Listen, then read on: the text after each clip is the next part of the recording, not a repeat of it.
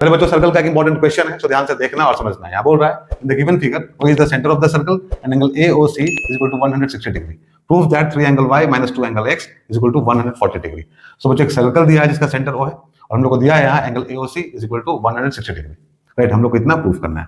तो देखो बच्चों यहाँ दिया है हम लोग को given angle AOC is equal to 160 degree, right. ना बच्चों हम लोग को x का वैल्यू चाहिए और y का वैल्यू चाहिए, राइट। तो x कितना हो जाएगा, देखो x क्या है बच्चों, एंगल ADC का वैल्यू है। सो एंगल ADC कितना होगा, हाफ एंगल AOC। क्यों बच्चों, इसका रीजन क्या है, इसका रीजन ये है कि angle subtended by the arc at the centre is double the angle subtended by the same arc at the remaining part of the circle, right. तो रीजन यहाँ पे हम लोग को लिखना होगा, रीजन यहाँ लिख देना, ठीक है। अब देखो ADC क्या है बच्चों, x है, तो x is equal to half into कितना हो जाएगा 160। सो x का वैल्यू हम लोग को मिल जाएगा यहाँ से 80 डिग्री। तो x हम लोग को मिल गया 80 degree.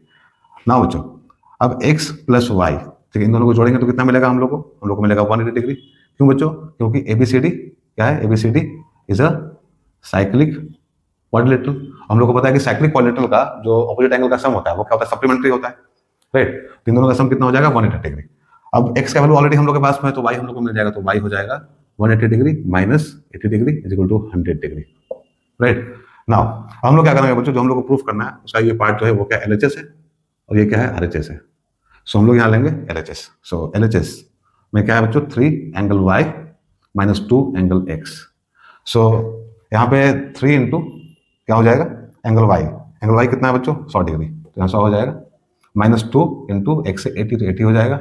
So this is 300 minus 160 is equal to कितना आया 140, this is equal to RHS, right.